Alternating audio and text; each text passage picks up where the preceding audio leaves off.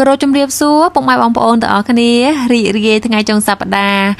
ហ៍នេះមិនបានធ្វើដំណើរកំសាន្តទៅតំបន់ទេសចរ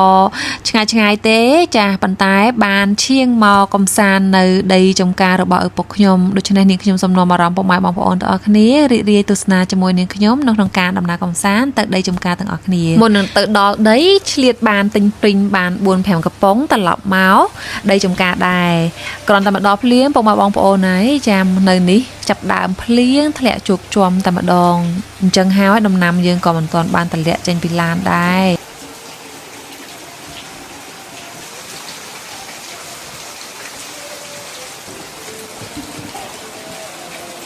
បងប្អូនណាខ្លះចូលចិត្តបរិយាកាសទេសភាពនៅពេលរដូវកាលខែវស្សាឥឡូវនេះភ្លៀងក៏ចាប់ដើមរាំងហើយចាចាប់ដើមលើកចាដើមមានក៏ដូចជាផ្កាយកទៅដាក់ដាំហើយនិយាយអំពី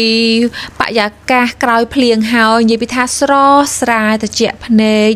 ធម្មជាតិពណ៌ខៀវខ្ចីបៃតងចាស់បៃតងខ្ចីអីវាមកស្រស់បំប្រងតែម្ដងអញ្ចឹងហើយគេថារដូវខែវស្សានេះគឺជារដូវខែបៃតងចាធម្មជាតិចាប់ដាំបៃតងមកវិញហើយអញ្ចឹងហើយស្រស់ស្អាតត្រជាក់ភ្នែកឥឡូវនេះដល់វគ្គយើងដាក់ដាំជាមួយនឹងដើមមៀនជាមុនសិនចា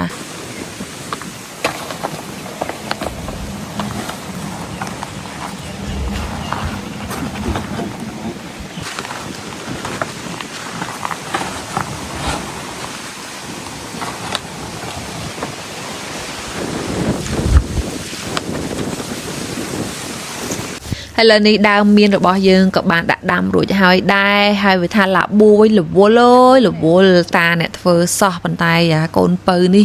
ដូចចាវាមានញឹកខ្លាំងជាងខ្ញុំទៅទៀតចាឥឡូវបន្ទាប់ពីយើងដាំដំណាំដែលយើងបានដឹកមកពីភ្នំពេញមករួចរាល់អស់ហើយឥឡូវយើងដើរទៅមើលចាថាយើងដាំនៅប្លង់ណាខ្លះនេះផ្កាដែលយើងខ្ញុំបានទិញមកពីភ្នំពេញបានប្រហែលជា4គុំដែរ4គុំ4ពណ៌អានេះដែរដាំពីមុនមកទេប៉ុន្តែឃើញពណ៌វាស្រស់ល្អពេកក៏ដាក់ដាំបាន4ពណ៌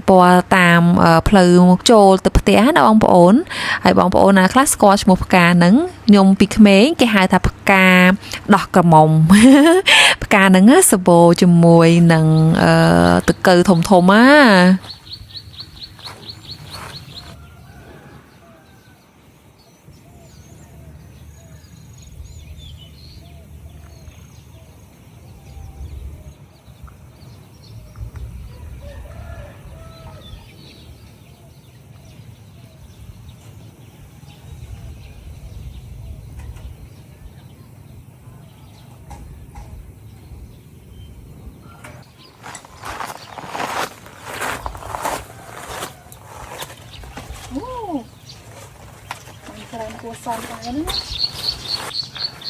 ផ្លែសាកេមិនមកផ្លែពីផ្លែទេបាន4-6ផ្លែដែរនេះអ្នកចូលចិត្តឆឹងវាទៅឆឹងត្រាំទឹកកបោហើយវាទៅឆឹងស្ករដាក់ខ្ទិះដូងតិចមកញ៉ាំលេងបានឆ្ងាញ់ជាងដលងអ្នកចូលចិត្តញ៉ាំគេថាឆ្ងាញ់ជាងដលងឆ្ងាញ់ជាង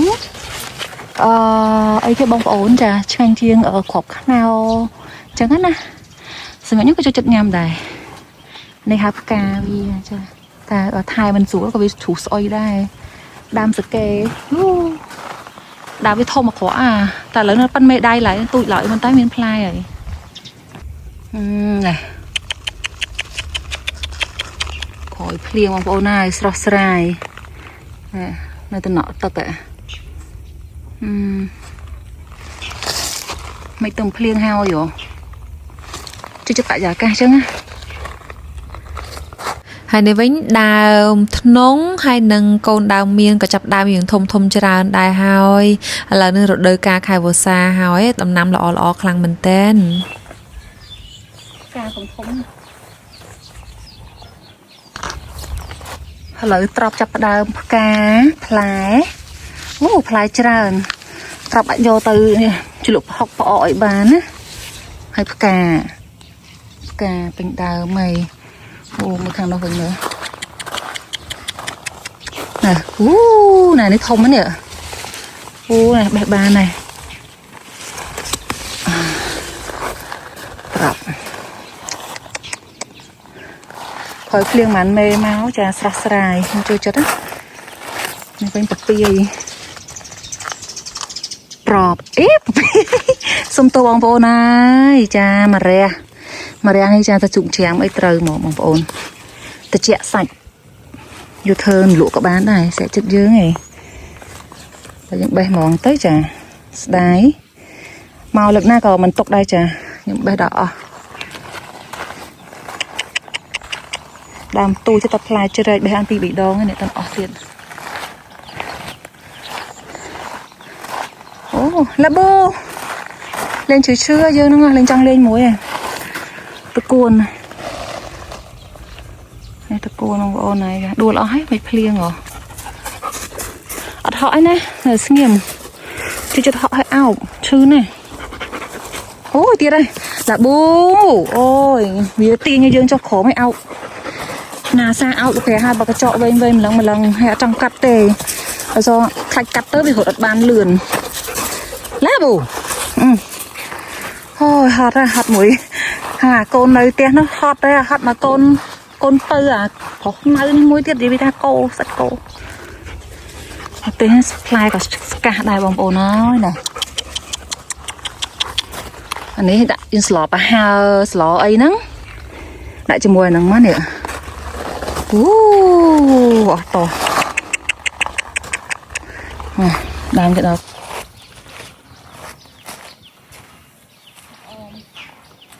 đào mà chi tích bông mà bong bồn khva ban khva chi khva mình ban thế cha chân đâm cột một tầm đòn tầm sờ lọ hay đời xa rồi đời cá khai prang lại cho khai vào xa thì tiết nương lọ đi sòng prong ấy thì đam ca chụp rót nhưng bắt đầuประมาณ ขอบ ngày môn nó là việc đo hái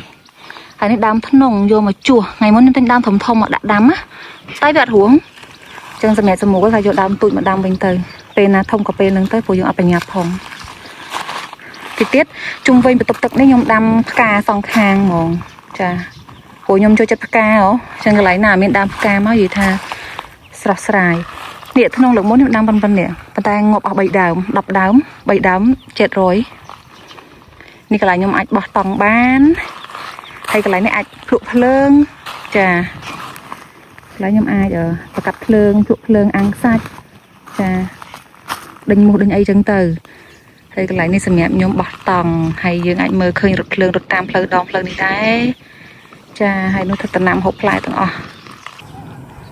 anh ấy tôm ní cha sầm nhẹ dương coi về nghề nhằm tay nhằm ấy dỗ lên sọc ngặt mùi sạch dùng cha sạch ạt ấy dùng bán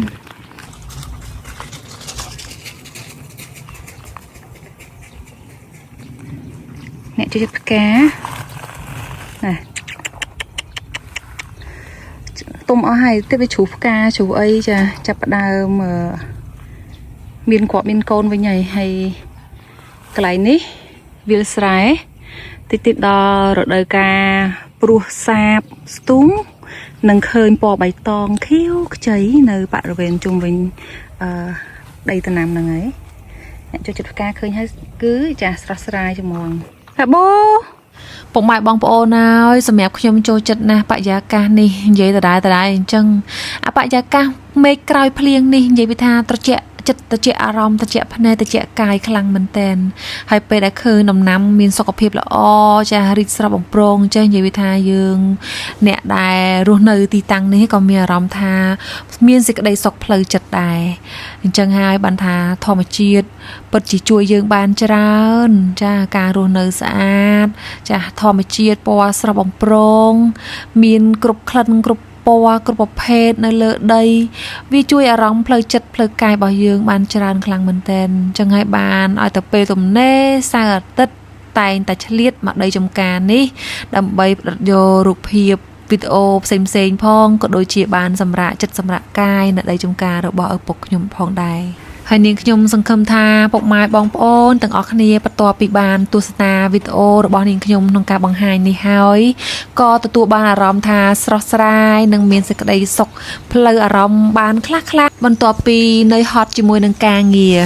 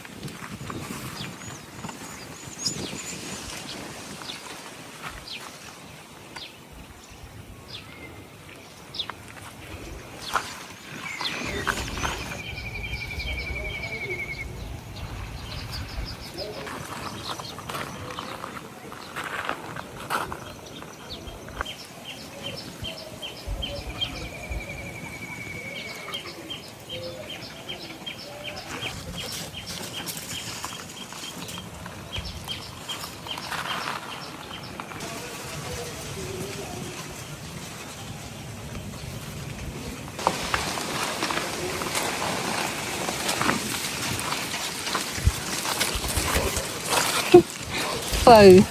từ khăm mồm rồi mình dán đây cái hàng thầm phơi khăm màu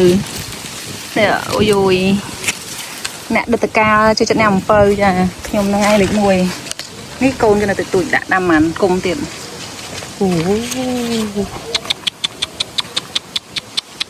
nghiệm ở đây bánh cứ xòm đai bông ô này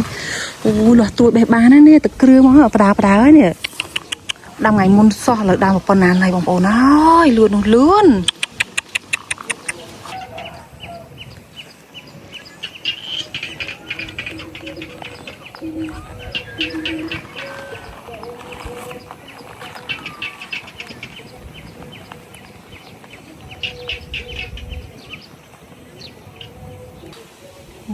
ôi trùi nè lo kêu sừng ngắt nè thìจะลอมจูเขืองở đây các bạn nó nghe chămจูเขืองxịt cố á cái hạt đám chặt cà trộn bằng ồn thùng lươn á tới chỗ đó khai phiêng thì nó cho phiêng chậm mà đấy hao cho mờ to hay đào con nan này nè lươn tao làm không đi đam ban ló à